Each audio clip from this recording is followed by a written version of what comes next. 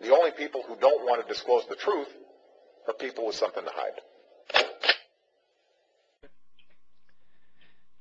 Mike Zullo, you there?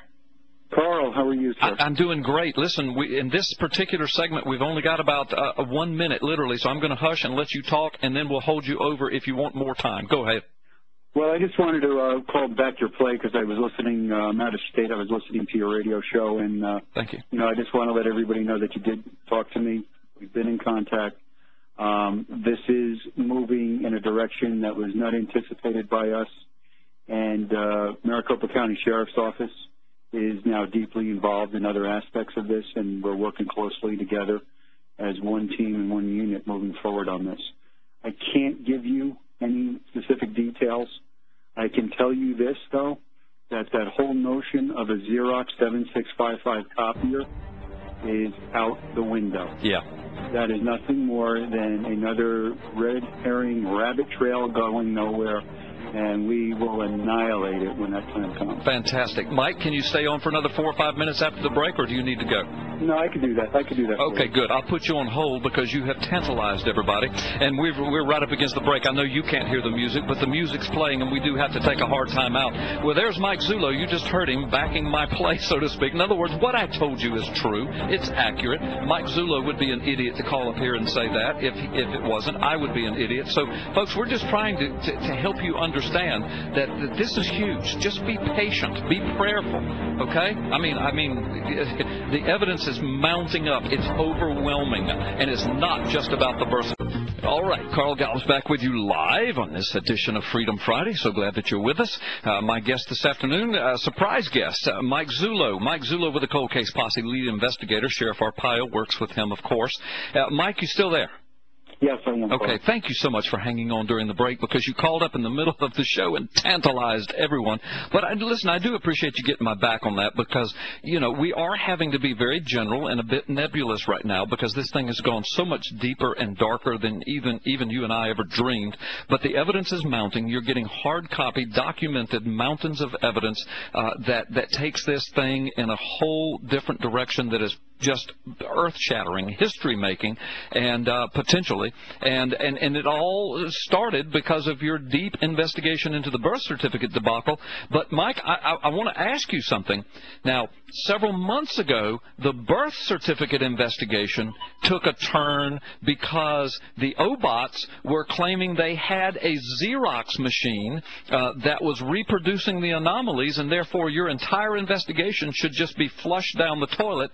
And you and I both smelled a rat. I'm going to let you talk about it, but we both smelled a rat because, that was awfully convenient that 5 years later, at just the right time, they supposedly had discovered the machine that did the thing. But you've got something to say about that. Go ahead. Well, that's a nice fairy tale that they're outlaying. You got a couple meatballs on the other side that keep throwing this kind of garbage out. And it's just another tactic to, just throw people another bone to gnaw on and throw doubt into this equation and make everybody think that these three guys have the answer to one of the biggest dilemmas to face a presidency in this nation's history. Right. Well, the fact is they don't. They don't know what we know. They don't know what we have. And I am going to tell you, and I'm telling you now, just like I have in the past, that is a fallacy, what they are telling you about this copy machine. It does not remedy the situation. Right. Far from remedying the situation. As a matter of fact, that whole little ploy is more nefarious than you could imagine. I know. And listen, and you said they don't know what we know, they don't know what we have, and that's what's killing them. And that's why I think, now, you may not want to address this because you're dealing at it from the criminal angle. I'm dealing at it from a media angle. But in my opinion, that's why they threw up that whole smoke screen. I think to try to smoke you out and to smoke that. They think that I know a lot, so they're trying to smoke me out, trying to smoke you out as to what we know and to where we would go with this. But as you've just said, you guys have proven, I'm going to use the term 1,000%, that the Xerox machine just doesn't cut it, and the document is a fraud, right? Right, and to add to that point, Carl, this is one of the people in that group is the same individual that tried to lodge a phony complaint against me for threatening him on a telephone. Right. So the conversation that you heard. Right. I mean, this is where these guys are going. Right. I pay no mind to them. They are completely irrelevant, like you have said in the past. Right. They are nothing more than a distraction. Right. They are a waste of time and energy. And all this nonsense they're writing down about this Xerox machine, they're wasting a lot of trees and a lot of ink. Right. Especially knowing what you now know, especially the direction this investigation has turned. I know it's all connected to the birth certificate, but now the information that's piling in has turned kind of away from that, and it's almost like people knew that was out there, and they were trying to desperately keep you away from it and keep you busy on the birth certificate. And kaboom! Your crack investigation skills and Arpaio and everybody that's around you has opened this thing up, and it's wide open now, right? It is, and like I said, I can't go into what this is, but I can tell you that the magnitude is so great that Sheriff Arpaio has allotted resources from the Maricopa County Sheriff's Office. Wow. Wow. He is fully invested in this, and I don't think I've been home more than 2 days all this month. I know. You went out for a 3-hour meeting, and you've been there a month. Yeah, that's exactly what it turned into. I know. Well, that's what I opened my show with. I told him that. I said, yeah, he went out there for a 3-hour meeting, and he's been there a month now, and you've been several places, and we're not going to give away where you are or where you've been.